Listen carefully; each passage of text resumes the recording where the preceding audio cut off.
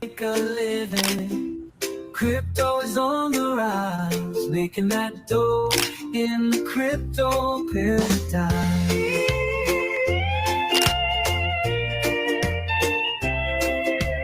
Watching it go, buying low, selling high. Riding the wave, I'm here to stay. Living in the digital age. No banks, no fees, just decentralized. It's crypto paradise. Ooh. No banks, no fees. Alrighty, let's kick this off. Servers, good morning from paradise. My name is Crypto Amaru. Crypto Hitman's in the house. We are missing Web3 Nate today, sadly, but he'll be back, I think, tomorrow. Lots to cover today. Obviously, the tragic news around Charlie Kirk. We will get into that. You know, politics does affect the markets, and so let's talk about it for a bit. We also have the CPI data that came in. Nothing burger, or does this mean the Fed is not going to cut rates, or maybe a lesser a cut than would have otherwise happened? SEC delayed the ETH ETF. What does this mean? What does this mean? Don't worry, we're still bullish. But look, let's kick it off. I mean, I got a message yesterday. Start flying in my group chat. Charlie Kirk gets shot. My initial reaction was just shock. Couldn't believe it. Obviously, go online, amazed to see how many. Normally they sort of delete any videos that are going to show graphic violence. That was not the case here. I'm still kind of processing the whole thing. Very terrible, very tragic. I couldn't stop thinking about it. And I'm not even, I'm not like a follower really of the guy. I respect him. I like him, but not deep, deep follower. I mean, anyway, what was your initial reaction? Where are things now? Have you been following the story? Yeah, at first I just saw on like Twitter, it was everybody's popping up, pray for Charlie Kirk. So I'm like, okay, I don't know what happened. But then I had the same thing, friend group like, hey, did you hear Charlie Kirk got shot? And then it started with the far away videos, and you can kind of see him lunge, whatever. But then they shared the close video. If you haven't seen that close video, I probably wouldn't watch it. Pretty graphic. Looked like he probably didn't make it on scene, would be my assumption. But I think the biggest thing, it's people are angry or whatever. I'm not angry that he got shot. Like, he got shot. I don't want to see him get shot. Obviously, you guys know that I'm more on the right, voted for Trump, whatever. So obviously I align with Charlie Kirk. But it's more about the reaction of the people on the left. And that's them. Literally, you can go on Twitter. It's kind of disgusting. It's mental illness is very ripe in society right now. Creating videos laughing about Charlie Kirk, saying he had what is coming, hoping that other people get shot. This is the way forward. That kind of stuff and that kind of rhetoric is very dangerous. There's obviously mental illness. I am a big proponent of, look, guys, I think transgenderism, non-binaryism, all that shit is a mental illness. I really do. And you can disagree with me. That's fine. That's why, we all have our different opinions. Whatever. It really doesn't have to do with me making you money. But pretty wild to see. Very sad to see. He was a father, a husband, 2 young kids. And that makes you reflect on yourself. We're public. There's tons of people who are public facing. So I'm not like, oh, I'm worried for my life here. But it's like, it's just, there's a lot of people in that spectrum that it might silence. That's the biggest thing. Like, do these other conservative speakers or non-conservative left-wing speakers still go do these public venues, these public debates, whether you agree with them or disagree with them? They're going out in public, they're putting themselves on the line, and they're having real conversations, real debates. And at the end of the day, you might disagree, agree, maybe it's just, snip worthy, whatever. But they're going out there and doing that, and now there's one less person that is doing that, and this might cause other people not to do that as well. There's a guy named Myron. Myron is he's a big pro, like, alpha guy, but he's starting to move from moderate to right, and he goes and does these college things. He was supposed to do a college event today. Guess what? He canceled it. So there you go, your freedom of speech. People get silenced in fear, and that's a dangerous route when it comes to politics, opinions, and debate, when really that's how this country was built. So, sad to see it for many reasons, but I think the anger isn't that it happened because it was Charlie Kirk. The anger is more that we have people who feel comfortable enough to go and celebrate that, laugh about it on public social media. Yeah, that's terrible. I saw those videos too, and obviously I would guess that's a minority of people, but still, it's a despicable view. Whatever you thought of the person and his political viewpoints, you should never wish death upon someone who, I mean, he didn't harm anyone, right? He had views that differed from you. He's not a murderer or something like that. So, yeah, horrible that people were out there cheering for his death. I think, big takeaway or big picture for me is the Dems, and maybe not the Dems specific, but liberals, far left, really lost their way. Have really lost their way, and their views have become extreme beyond what I think has been in previous generations. What they're doing, cheering for the death of an innocent person. I mean, this is just beyond. Um, I think the Democratic Party and liberals need to look themselves in the mirror and ask themselves whether this is the kind of country that they want to live in. Now, do we know that it was a far left radicalized liberal that killed Charlie Kirk? We do not know that. Although I'd probably put money on it. But you're cheering for his death. It's just really despicable. The left has lost its way, and it's no surprise why Donald Trump won the election. It's no surprise why Republicans are winning elections across the country. If this is what the other side is offering and sort of has become, of course, more people are going to gravitate towards the right, even if they don't necessarily believe in all the views and the policy positions. The country's going to continue to move to the right if this is what the left looks like. So, rest in peace, Charlie Kirk. I really hope they catch the guy soon. It was, I'm not a big conspiracy theory guy, but you start watching videos and stuff. This feels a bit like it was a coordinated. There may have been multiple people involved with it. I don't know if you've seen those videos. You have any thoughts? We can switch gears, but I don't know if it was a lone wolf or this is pretty sophisticated attack. No, I mean there's some videos coming out that it was a person on a roof and you can see him like run across, and if a random student is seeing that, like, how is security or campus security or the police department not on that? You got to know that you're a target if you're Charlie Kirk as well. So it's a sad day. People who are like, well, he should be wearing a bulletproof vest. Look, guys, the bulletproof vest doesn't save you there. He has security. It doesn't save you there. These are the type of things that we are not used to seeing in the United States of America. We're seeing it more often. We don't want to see it. This isn't Mexico where 35 people are murdered in a presidential campaign. But this is what you can start to spiral out of control of if we don't really get the rhetoric tampered down, if we don't get the divisiveness tampered down, and we really don't target the effect of mental illness in this country. And some people use it as a parroting for gun control, and for those people, it's like, okay, gun control. What do we do for gun control though? Everybody wants gun control, but what's the solution? I don't know the solution unless you take away all the guns. But the problem is the black market has guns. The people who are going to do this get guns, have guns. They're not going to give their guns up for a tax credit. They're just not going to do it. So I don't know what the solution to all of it is. All I know is political violence is not good, especially when it's for freedom of speech or you're just going out there and debating people. He literally sits down and says, everybody line up. I don't care if you're for me, against me, line up. Let's talk. You got 30 seconds. That's what he does. If that's a crime, if that's a murderable assassination offense, then our freedoms are really, really in a bad place. So we'll switch it off that because we don't want to get political, but not a good thing for anything. And we'll see if it affects the markets, if there's any rollover, and I'm sure we'll get more information down the road. I know they've arrested 2 people, but now they're saying neither of those were the actual shooter. So I'm sure more information will come out. Tune in. My preference is X. There's also, the last thing, a lot of despicable people, and there's already been firing. So I will say MSNBC has already fired people. Despicable, live on air saying he had it coming. TMZ is on an apology tour and now firing people because people were laughing in the background when the information came out. So those are despicable, mentally ill people. I don't care who it is. The fact that is your first reaction while on the job site, while live on air, you have something wrong in your head. You need to go seek help. That is terrible. All right, on to the news, on to trying to make some money here. Let's look at the Bitcoin chart. BTC still over 114,000. Like to see it. There was a red candle before he went live, but of course the crypto paradise pump is in action up to $114, $100. And what do you know? It's sitting right in between these moving averages. This is the 200 moving average and the 300 moving average. This is a good setup because the 200 moving average is below the 300. You want to see the blue cross through the yellow, the white cross through the yellow, and then the yellow cross through the red. Keep following along, and we will get you on the right track. So everything is set up here pretty nicely. We're going to be a consolidation zone here, and of course, you're going to have major support level on this breakout level.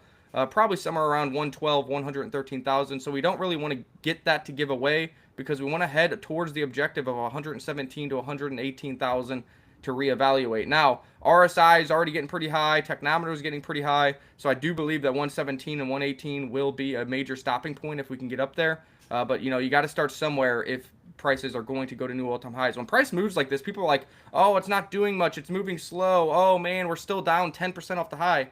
Well, okay, you can be pessimistic, or you have to understand that you have to start somewhere if you're going to get to new all-time highs. You have to have 2% green days, 5% green days, and stack them together. You can't just magically green candle all the way up to $130,000. Go ahead. Or you know what you can do? You can be like my wife, never pay attention at all, invest, and in 10 years open your Coinbase account. That's another option. That is another option. Yeah, if you're following along and this and that, I mean, look, these things do not happen overnight if you're looking at the charts every single day. Yeah, then we got Ethereum. Instead of consolidating at 4,350, we're up to 4,400. Had a little bit of a red candle and then caught itself. Obviously, there was the PPI data, there was the CPI data, which I'm sure Ian's going to talk about right after these charts, so we can see how that's impacting. So far, pretty flat because it met expectations. So it's not really bearish, it's not really bullish, and we'll get Crypto Amaru's opinion here in a second. And then Bitcoin dominance still hovering around 58%. We want to see this break down towards 55% because while that is breaking down, Ethereum will be massively outperforming, and I bet you some of the altcoins that we hold in our Crypto Paradise portfolio will be absolutely mooning. We see some strength in Coinbase 317. NASDAQ is up 0.31%, so the traditional market doesn't hate the PPI, CPI information that's come out the past 2 days. And then, of course, let's see down here. SBET and Bitminer rumored to have bought hundreds of millions or more of ETH. Bitminer is a confirmed buy, up 7% today. SBET sent $300 million to Galaxy Digital to buy more ETH. That's the assumption. We don't know if that ETH has been bought yet. I hope not. I hope they're buying right in here, right now, because that'll be $300 million of buy pressure, and of course more Ethereum in the bag for SBET, which will continue to send both these stocks higher. So that's the quick update on Bitcoin, Ethereum, and the main Ethereum Strategic Reserve stocks that we are following. And now let's get into some news, and then we'll dive deeper into some altcoins or your guys' chats. Yeah, let's do it. First of all, good morning and hello from Martin. Good morning and hello from our boy Moonmutt. Love the name Moonmutt, by the way. Great to see you guys coming back.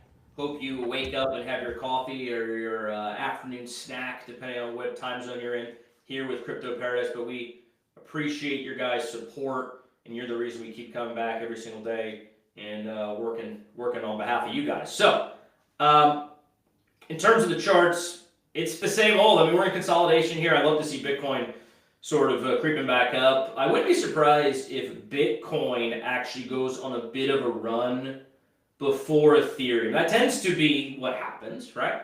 And if you look at gold, obviously gold hitting all-time highs after all-time highs this week and last, you would then expect Bitcoin to start running up following that, and then Ethereum would go next. So we'll see if it plays out that way. Either way, look, consolidations are your friend. For those who get depressed, upset during consolidations, like, come on. What do you know? Just no.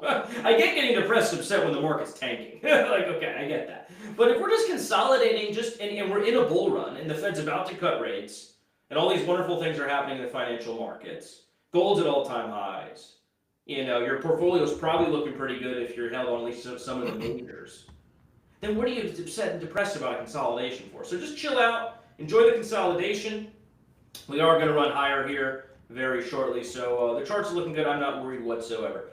Let's talk about gold real quick, and then we'll go into the CPI data. Here is the gold chart that we've been following. We've been saying since that this was going to end up being a consolidation. Obviously, it drug out for many months. We thought it was just going to be a couple-month consolidation and a move upward. It ended up being like a 6-month consolidation. But the target doesn't change. We broke out. We're making new all-time highs, and the target I said is you're going to have a major short-term target around $39,000 to $4,000. Number one, it's a mental barrier. Number two, that would be the measure move of the breakout. And, percentage-wise, that's not all that much, but it does make the headlines. It does make the news. It does kind of lead you to zoom out and understand what's going on. And people want scarce assets, and that leads people to trickle into Bitcoin and crypto down the road as well. So still good to see gold breaking out. You know, it's paused up here, but we are seeing it going from overbought on our side to quickly back to neutral, which means this price action is resetting these markings very nicely. This could just flag out, be a bull flag, and then the next target gets you up to, $39,000 to $4,000, which I think is going to be a major overhead resistance. A lot of people are saying $5,000 gold, $10,000 gold. I think this is going to be a major milestone, a major barrier, and then we see a multi-month slow downtrend correction back to somewhere in this 3,600 to 3,500 level for gold. We'll see how that plays out. We don't trade it all that much, but again, it does directly affect the risk-on asset classes, the scarce asset classes, and remember, Bitcoin is digital gold now, so we'll keep an eye on this. We've been following this, and so far the chart has played out perfectly. So if you traded this, congratulations. If you're just using this as a general indicator, here you go as well. Or if you just happen to have some gold at the house and you need some cash to buy more crypto, Wait for it to get up here, $38 to $4,000, then go pawn that gold, as I do think that'll be a local top. There you go. Yeah, sell your gold for Bitcoin. I actually think that is a smart move. Sell the most valuable asset in the world that's just gone a tremendous 10-year bull run, and buy into the relatively low cap Bitcoin, the digital gold. But in any event, not financial advice. A couple more hellos to cover here. We got Todd. What's going on, Todd? Hope to see you in Tulum end of this year. Smash like and subscribe, all those good things. We got Miko Chapo in the house. What's up, bud? Good to see you. And of course, Rema, who's been joining in and enjoying the bullishness. We are long-term bulls here in Crypto Paradise. So if you're, if you're a pessimistic bear, well, you know what? Watch anyway, because hopefully we brighten your day a little bit. But if you're a bull, I mean, you're in the right spot. So we'll get to your call here, Rema, in 1 second on MYX, which I'm not familiar. But let's talk about the CPI data that just came out. So the core CPI data just dropped today. Core is different from, let's call it, standard CPI data, in that core strips out the, quote, volatile energy and food indices, right?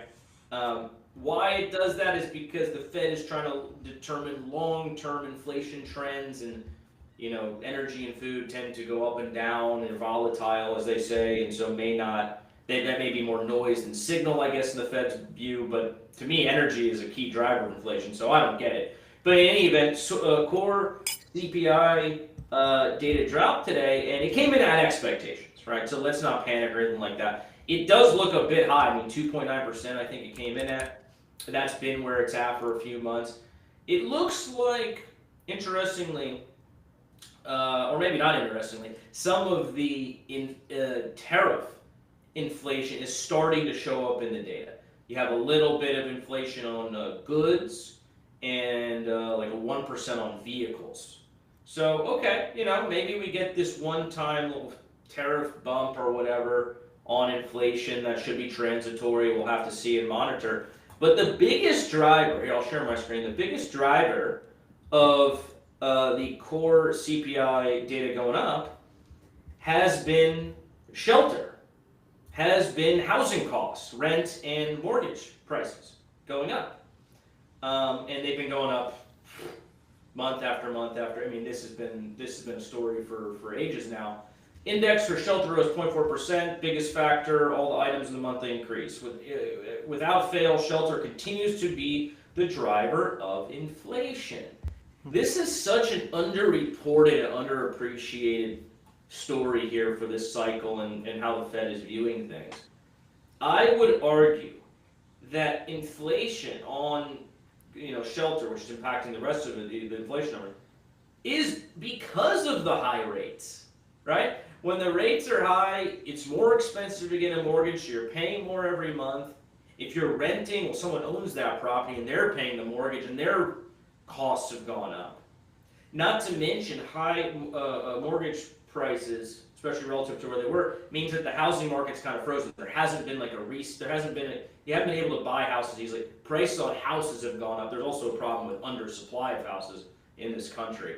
And so, long story short, it's actually the fact that we've had high interest rates that has been causing the inflation, arguably. But it's a very underappreciated, underreported story. No one's talking about this, except that's why you come to Crypto Paradise, get alternative views. But this is, Fed's going to cut rates, and I think they're going to cut 25 basis points here. I don't think they're going to go 50. But this is such an underappreciated story with inflation in the housing. Yeah, I think mathematically it makes sense. If interest rates are higher, that means mortgages cost more. That means rentals have to cost more as well because somebody's footing that bill. So any loan when it comes to any of that stuff, builder loans, if you're building construction sites, those cost more as well. So that all affects housing price. So I think the math's there and it makes a lot of sense. We do see that this is just a meeting of projection. CPI core MOM 0.9%. It projected at 0.9. The one we just talked about, 2.9%, projected at 2.9. We did have good PPI data. Remember that. We just crushed that yesterday, how quick the market forgets. And then we had a bad jobs report where that was revised down back from the Biden numbers, was revised down like 900,000. So I think a lot of that is telling you that we need to have a cut, whether it's 25 to 50. The betting market assumes a cut as well, and we'll see how the market is affected by that. Remember, there could be short-term headwinds from this. Usually you have a pump and some kind of drawdown. Maybe it's a week, maybe it's a month, but at the end of the day, this means money is cheaper. People become more risk-on. Quantitative easing is underway, and that is what drives collectibles and risk-on assets like Bitcoin and crypto. We've seen it cycle after cycle. We saw it massively in the COVID cycle, and we'll see what happens again. If you get all these headwinds becoming tailwinds, plus just the Trump administration, and now the rumors of maybe a tariff dividend check, wow, that would be wild. Everything macros is lining up nicely, and we'll see what happens moving forward. And, let's look at Truflation real quick while we have the screen, and then we'll move on to the next topic here. Truflation has us at 2.03%, utilizing all the data points, and the low of the year was 1.3%, the high of the year was 2.27%, and now we've just kind of been meandering down lower, and currently at 2.03%. So that's the information that we got. I mean, if the Fed still doesn't cut rates, I think all the people who are saying, no, it's not a political, speculation, it's nothing to do with politics or a political spectacle, I think you have to really start questioning that, because every single piece of data says that we should be cutting at least 0.25%. What is that, tomorrow or later this week? If they don't cut rates, I'm officially moving to Tulum, Mexico. I'm out of this country. I know people say I'm leaving this country because so-and-so got elected. I'm leaving this country if the Fed has been completely politicized and they're going to fuck my bags. And fuck the financial. That would be quite the sell-off. If there's no cut this month, the market is kind of pricing in a 0.25% cut. If there's no cut, it would be... Let's not even go there. That's like a doomsday scenario. I don't want to go there. I think it's a foregone conclusion that they have to cut the rates because of all the terrible numbers on the labor market side. I know they're going to say, hey, inflation's still a concern. That's probably how he's going to come out, just very like he did at Jackson Hole. The beginning of that speech, we were watching it live on air. The beginning of that speech was very hawkish. He's talking about, we're worried about inflation. Inflation's still a scary thing. And then at the very end, he's basically, but labor market's more of a concern, so we're actually pivoting in quantitative easing. I think he goes in that direction again in the speech. Next, it's happening in 6 days, so this is not even that long away here. Markets are looking pretty good. I think we have a little bit of buy the rumor, sell the news, so let's see how it all plays out. But rate cuts coming, 25 basis point guarantee, 50 basis point, fingers crossed. We got Roan here. Bitcoin almost back at 115,000. Let's go. I know Roan has an ETH long open, so hopefully we get ETH running too here. Wouldn't that be nice? But yeah, markets are looking pretty good. Paradise pump. And we're about to move, boys. Get over there. Go, Bitcoin. Yeah, we were also talking yesterday that we really needed Pulse Chain to flip green on the day for people to really have interest, or the broader crypto market to start taking it serious. Yesterday we did see all these flip green pretty big, and then today we have them green as well. Plus 2.71% for Pulse, plus 0.5%, plus Ink is still minus, and Hex is plus 8%. So thanks, Richard Hart, for watching, and hit that buy button yesterday to send these things up 5%, and then that green continues today as well on the back of Ethereum strength. Why do I keep saying this? If Ethereum is doing well and the market is doing well, you need to have green candles on Pulse Chain. Otherwise, the broader community isn't going to get excited and want to come in. If Pulse Chain is going up 3% and everything else is going up 3%, well, why would they take the efforts to bridge in? You got to have some projects over here that are outperforming what they're in to entice their appetite and desires to get over here in green candles. So you need to see the narrative of Pulse Chain being a leverage on Ethereum's technology and a leverage on Ethereum's price due to their Ethereum holding and due to their code to actually become a reality. Obviously, I believe that it's going to happen. It was kind of neck and neck with ETH off the lows. ETH had a massive explosion. Pulse Chain went up 200-300% as well. But we need that outperformance for that narrative to come back into the market, that speculation to come back into the market, and people to get FOMO here on Pulse Chain. And that comes from other projects, not just the blue chips doing well. Of course, Surf has done very well. It launched at 11K market cap. It's around $1 million market cap right now. We have YakDAO launching soon on Pulse Chain. That's going to start at a 5 or 10K market cap. Let's see what that does. We've been in PTGC since a $1 or $2 million market cap. It's at $200 million. So these are the types of things that get people to bridge over. I know out of the Patreon group in Crypto Paradise, many people got their first money into Pulse Chain to buy PTGC down there. Now they made money. So what they do, they took some profits on PTGC and they got into the Surf launch. Well, what do you know? They made money. So now they might be taking opportunities that Surf is presenting. A lot of them are on Pulse Chain and buying those as well, bringing money from ETH and other networks, trying to get the green candles, trying to get the gains, and trying to join the community on Pulse Chain.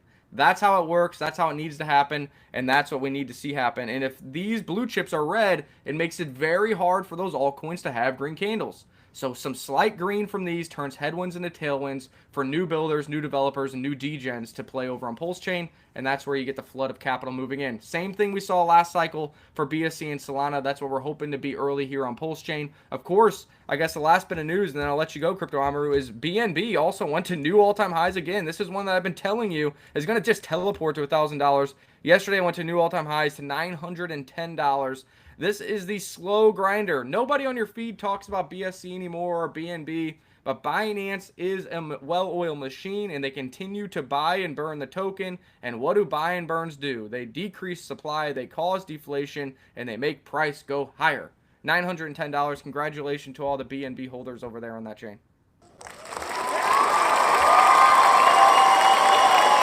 The regret you'll have is that you didn't buy more. Isn't that going to be the story in the next 5 years about crypto? I mean, what a run on BNB. I have some. Wish I had more. Fucking hell, good work, CZ. I mean, we talk about doing everything right. BNB is the poster child of that with the buys and burns, the supply control. BNB, by the way, CZ owns like 50% of the supply. He's diamond handing it. So good work, BNB. I do think Pulse Chain is going to have its moment in the sun. I'm very encouraged seeing Richard Hart's activity level on Twitter. He was all over the place yesterday, right? He's talking about the Charlie Kirk assassination, politics, America. I mean, he was banging tweet out after tweet. I'm loving it. I'm absolutely loving it. Let's get him bull posting again. That's one of the kind of like the secret weapons, you could say, of Pulse Chain, is you have a guy with a loudspeaker, and he has opinions, and he has a following who's leading the chain. But he's got to be out there doing his thing, or otherwise it's not really going to become a tailwind. So great to see him. I mean, that's a prolific number of tweets yesterday. How many tweets he banged? Yeah, that was a lot. I don't want to scroll back down because he did have one with the Charlie Kirk zoom up picture, so I don't want to scroll down. But you know, he's a big proponent of freedom of speech, freedom of movement, and you know what? Like it goes back to us. Whatever side of the political aisle you're on, it's like that kind of stuff is despicable. The reaction is despicable. The people going on mainstream media, like these are talking heads who are making $100,000, $200,000, $300,000 a year to give you the unbiased news, and they're saying that he had it coming. Those people have been fired, but that is the mainstream media. News. They are there to feed your biases. They are there to make you feel good. And there's a lot of people who, for whatever reason, hated Charlie Kirk. Even though he never laid a finger on anybody, he actually never did wrong to anybody. He had opinions that were strongly held opinions, that were right-wing opinions. He, had a big following, but he never hurt a soul, as far as I can tell. He never said it had ill will on anyone. And so, but look, there's a lot of people who hate him. So if you're super liberal, super left, if you're a transgender person and he was anti-transgender, so there's, these people on MSNBC, they're actually paid to feed into your biases. They're not really paid to give you neutral news, are they? Yeah, unfortunately, that's been the case here for quite a while, probably a decade or so. But yeah, Richard Hart, outside of that, he did talk about Hex. Hex is obviously one of the blue chips over on Pulse Chain, and talking about supply control. We were talking about CZ owning a ton of BNB. Well, Richard Hart owns a ton of Hex, and here's the thing. CZ holds all of his BNB. Now, he hasn't sold yet. He's probably collecting airdrops and doesn't plan on selling, but you never know. He still could possibly sell. Richard Hart, his supply, these are his wallets, we don't know for sure, is actually locked up for 15 years. 15-year Hex stakes is what it is, and in order for him to pull those out, obviously everybody would see that, but it would take a massive penalized hit, burning a ton of Hex supply on the way if he ever wanted to sell it. So there you go, supply control. Richard Hart is notorious for this, having like 90% of the tokens, and a lot of people see it as a negative, but he literally locked up his Hex for 15 years. None of the PLS from the launch has been sold. None of the PLSX has been sold, and if anything, it's put into liquidity pools. So we were just talking about CZ and Richard Hart posting, and these two kind of come together. So maybe he is watching. perfect timing by Richard Hart here and talking about supply control effects, talking about market capitalization as a potential vanity metric when so much of the supply is locked up for so many years. And, I'll take any tweets at this point to help pump the chain. We do know that the marketing campaign for Pulse Chain is underway. People are starting to receive physical devices. That has shown about a 10 to 15% rally in Pulse Chain and the blue chips since that started. But remember, it takes time for those actually to get delivered, people to actually take action. But Richard Hart, the time is now. Over the next couple days, I've been saying next 3 days, 7 days, 10 days, we need to see that slow creep. Richard Hart sneaking funds in with Tornado Cash, sneaking funds in with other privacy layers, Liberty Swap Bridge. We need to see those funds and get the morale up on chain, because the thing is, green candles beget green candles. If he starts pumping money in, people that are sidelined on Pulse Chain will start pumping money in, and hopefully people get over that bridge as well. Absolutely. If you're listening, Richard, start buying the blue chips on your own chain. Now is the time. I mean, you just initiated this massive marketing campaign, spent millions of dollars presumably to sort of activate that. It's only logical that you would then, help boost things with some market buys. But let's see what happens. One thing I think that may be creating some headwinds on Pulse Chain is this news around Ethereum. I'll go ahead and share my screen. It is related to the ETH ETF, right? And we've been talking a lot about this. Okay, when is the SEC going to approve staking within the Ethereum ETF? Yesterday, or maybe it was the day before, I can't even remember at this point, the SEC delayed their decision. Oh no, delays the Ethereum staking decisions for BlackRock and others. Oh no, I'm sad now. ETH's going to zero. Wait, never mind. What am I talking about? The SEC always delays things. Guys, I used to be a lawyer. And let me tell you, one thing lawyers love the most to do is what we call an adjournment. Let's adjourn it. Let's kick it out. Let's push it out, because we're procrastinators. We got other more urgent items on our desk.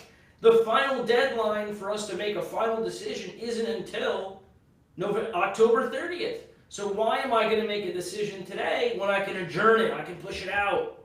So that's what they did. That's what they do every single other time. And we've been on record saying this. We've been on record saying, hey, they're going to push it out to the nth possible moment, because what they always do. And that's what SEC does, as all lawyers do if they can, let's be honest.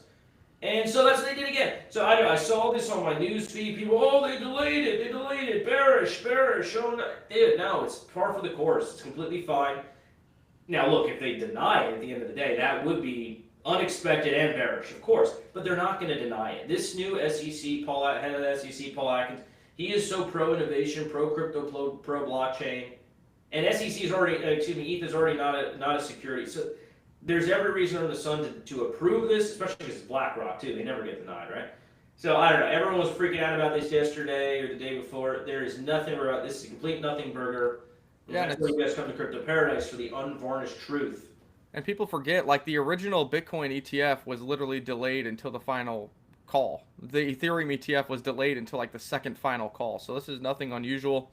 And, it's normally a 45-day delay. And if I scroll down here in the summary, you can see the final decision on BlackRock says October 30th. And the Fidelity and Frank Templeton one extended to November 13th.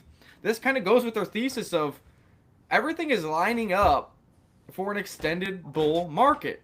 And again, people will be like, well, remember in 2017, maybe some of you guys don't remember, but in 2017, the Bitcoin ETF was approved, and that was the top. But remember, that was a futures ETF, which just means there was no spot Bitcoin needed. And for scarce assets, you need spot ETFs. This isn't anything like that. This isn't a top single. This is actually something that would get approved that gets more AUM into the market, which means more Ethereum is bought off the market, because now they can sell, hey, not only do you get Ethereum speculative asset, but now you can earn yield on it. And guess what? If interest rates drop and this gets approved, the Ethereum yield will outperform what people can do with their cash yield, which means that you will be incentivized not only to get into a speculative asset that is going up and to the right with green candles, but hey, it also will make more percentage interest rate gains for you than just having your cash in the cash accounts. Because right now, cash is like you can get paid 4 to 5% on it, and Ethereum's like 3%. But interest rates go down, Ethereum activity and green candles go up. Now Ethereum goes to 3 to 5%, cash goes down to 2 to 3%.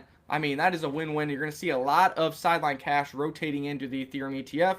This also incentivizes people to be more long-term on it because they can earn yield for the investment. They don't feel like they need to trade that asset as well. So everything is lining up for an extension, and it is kind of funny that BlackRock, again, will get the 2-week head start to get AUM and to get fees on board ahead of both Fidelity, Frank Templeton, or anybody else who tries to chase that yield as well. They seem to always be early. The application first. I don't think right. It was like they seem to always be early. They all put at the same time. Oh, BlackRock, you get preferential treatment because you're the biggest asset manager in the world, and you paid off XYZ politician. Well, there may be truth to that too. But yeah, BlackRock leading the way. It goes back to my thesis yesterday too around all you crypto skeptics that think this industry is gonna go to zero at some point. It's all fad. It's another tulip mania. Not anymore, guys. Not anymore. Not when BlackRock's this ingratiated in the industry. Not when they're making so much money from these ETFs. They're not going to let it fail. The politicians won't let it fail. Us retail DJs aren't going to let it fail either. So let's not forget us. But yeah, we're in a good spot, guys. End of the year, I think, is going to be explosive. October 30th is the deadline. That is going to be one of those days where we see a 10% bump on Ethereum. When that gets approved, Ethereum is going to jump 7 to 10%, just like we saw when Powell, he didn't even cut rates at the Jackson Hole symposium. He just he sort of like hinted at it, right? And we saw that massive explosion on Ethereum. Same thing's gonna happen October 30th. So mark that in your calendar. That's Halloween. Maybe I should go as an Ethereum. There you go. Get the outfit right now off Amazon. I'm gonna look that up on Amazon now, actually. And the nice thing about that too is 2 weeks later you have Fidelity and Frank Templeton following up. So if BlackRock gets approved, now everybody's going to speculate those are going to get approved. You're going to see all the posts about how much AUM they have. Is it going to bring more AUM onto the market? And remember, then they got to stake all that Ethereum, so it gets locked up into that process, which means it's much harder for that Ethereum to hit the open market if people want to get out of the ETF. There's going to be that delay to do so. That's the biggest thing with people that are locking up for staking. In order for BlackRock to get that yield, they got to put that ETH to work, which means that they're going to have that disclosure of the delay when you want to actually sell that ETF. It'll be interesting to see how all that works out. Nonetheless, very bullish for Ethereum. In that 2-week period, if it gets approved, I think it will, you're going to see a lot of speculation and a lot of green candles, a lot of AUM coming in over the course of October and November, which would lead to that historical parabolic run in Q4 for the crypto markets that we've seen historically. But then the question will be, do we extend to 2026? Do we have time to make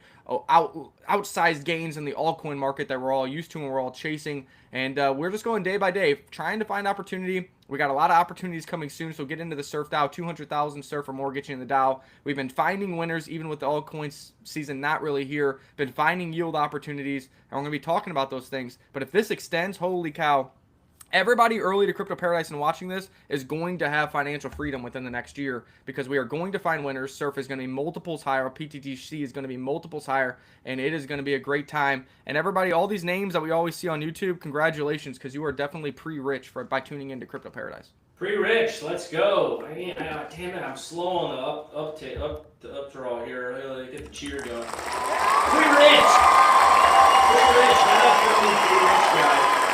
I hope it happens to follow along the way. I mean, right? Like, because what's the point of being rich if you're miserable? That's one of the other ethoses of Crypto Paradise. You got to enjoy life along with making money. So yeah, I think look, Q1 of 2026 to me is shaping up to be an explosive alt season.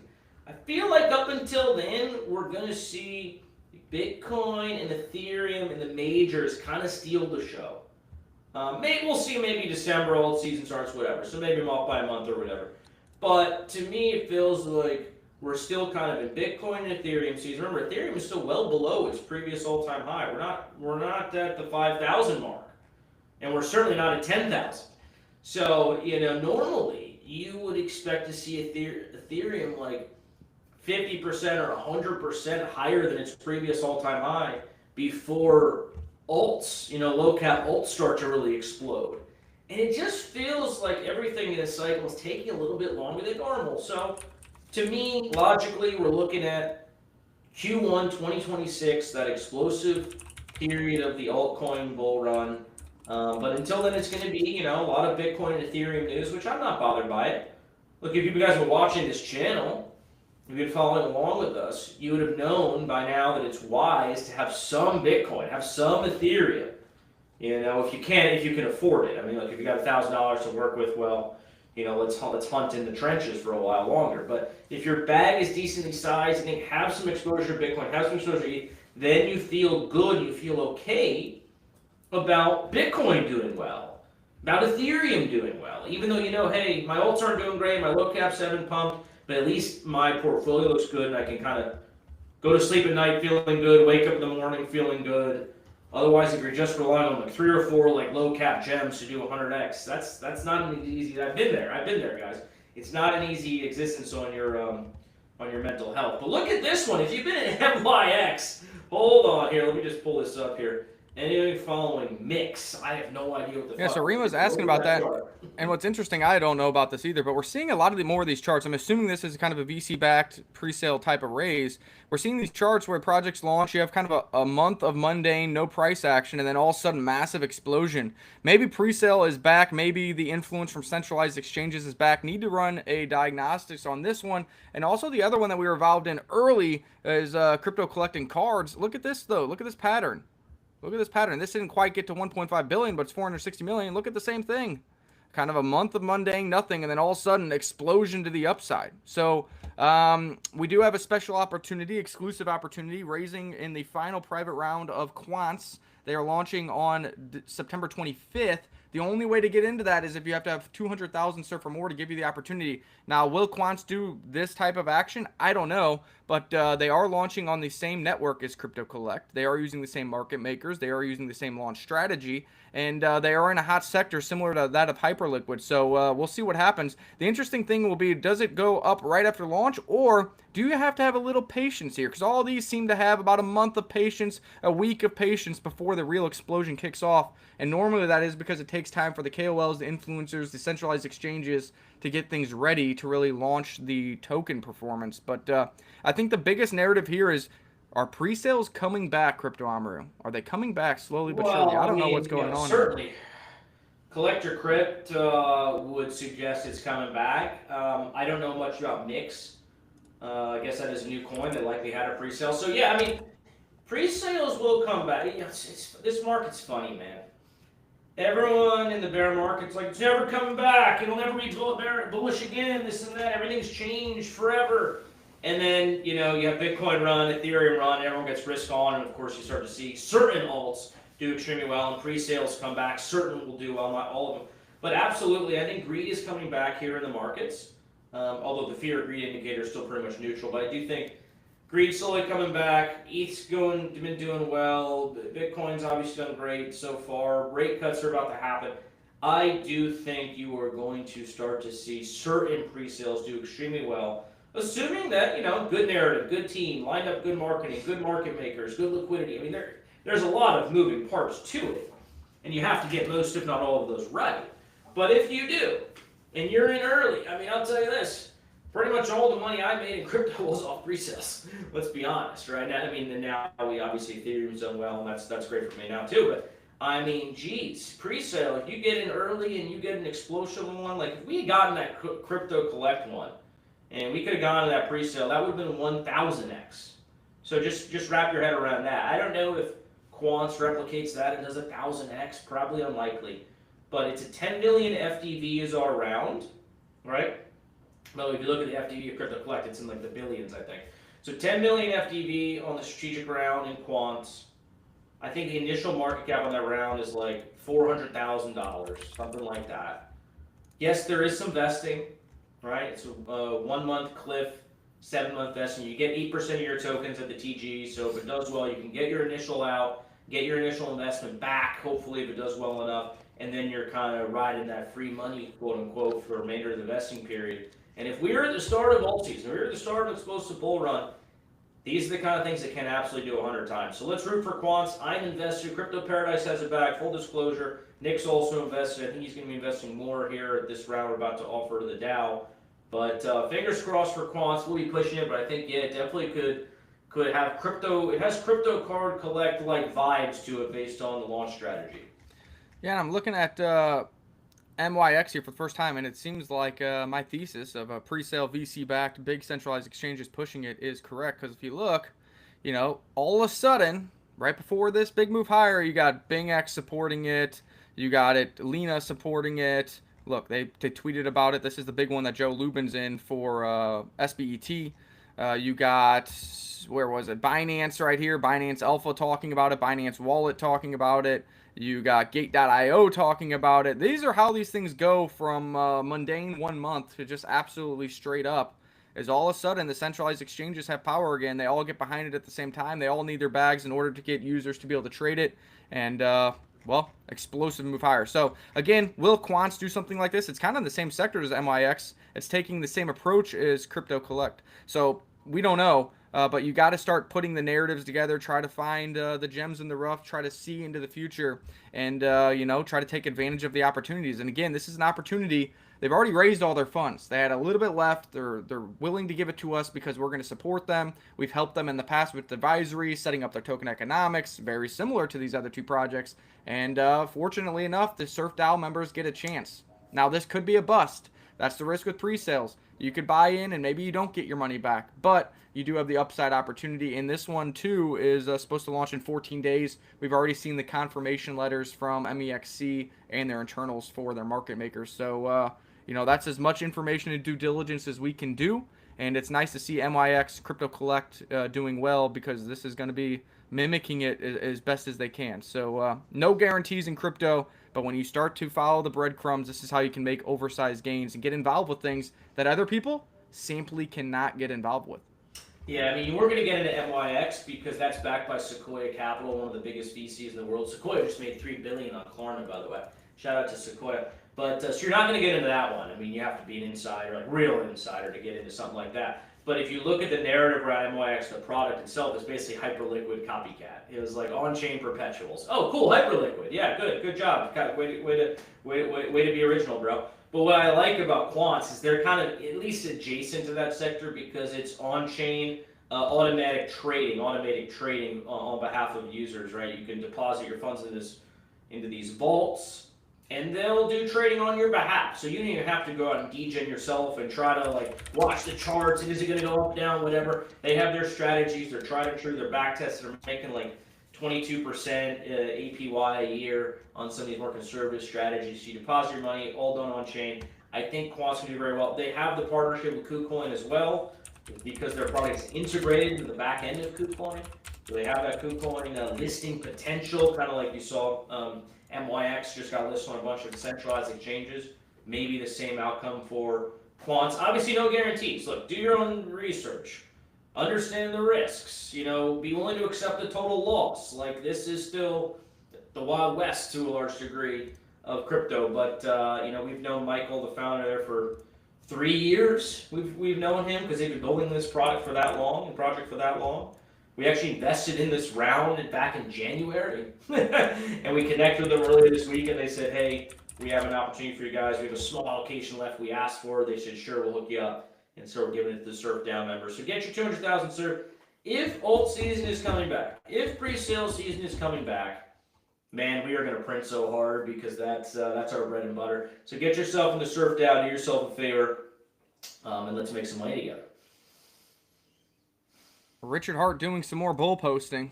That's what you like to see. Richard Hart is making some bull posting. So I just had to reply to him and let him know that, hey, we're talking about your bull posting live.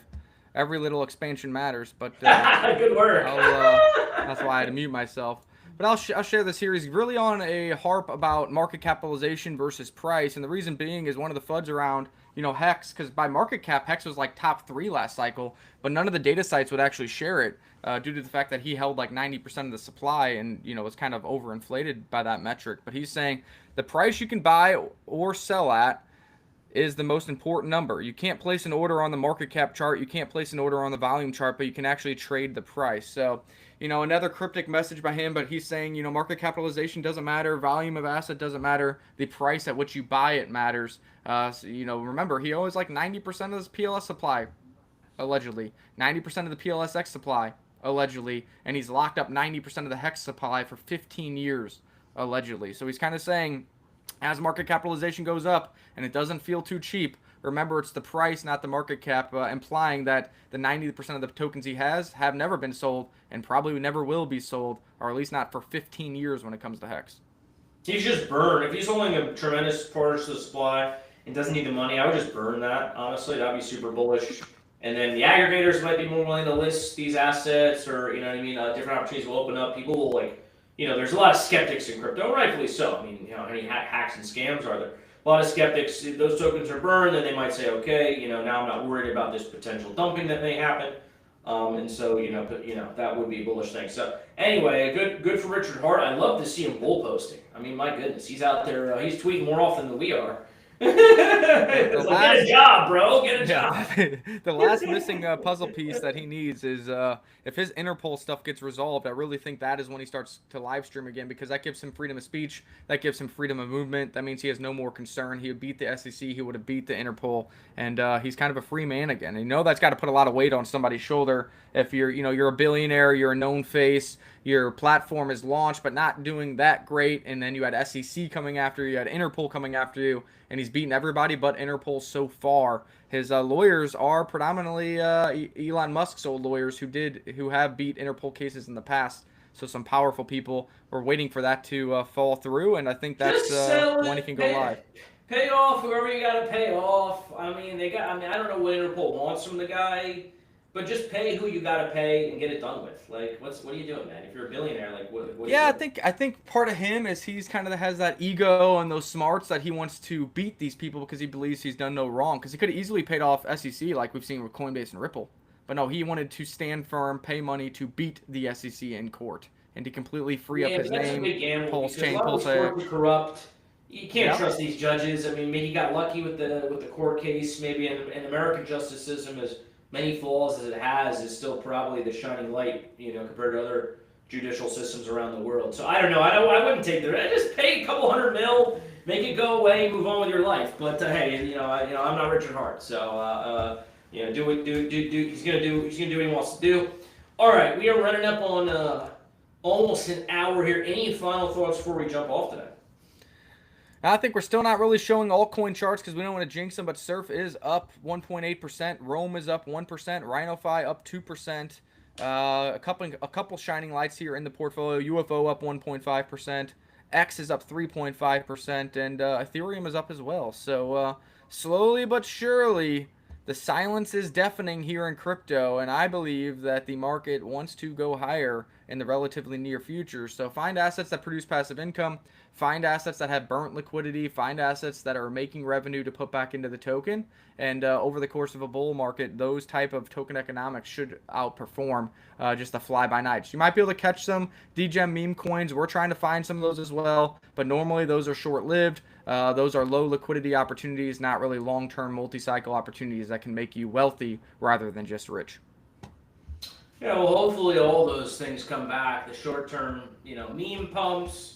The longer-term, more. We need Powell to print some money. Good things. The tokens are going to bought and burn over on Pulse Chain. The DeFi plays over there. When all season kicks off, everything tends to do well. So we will be here in the trenches trying to find opportunities for you guys.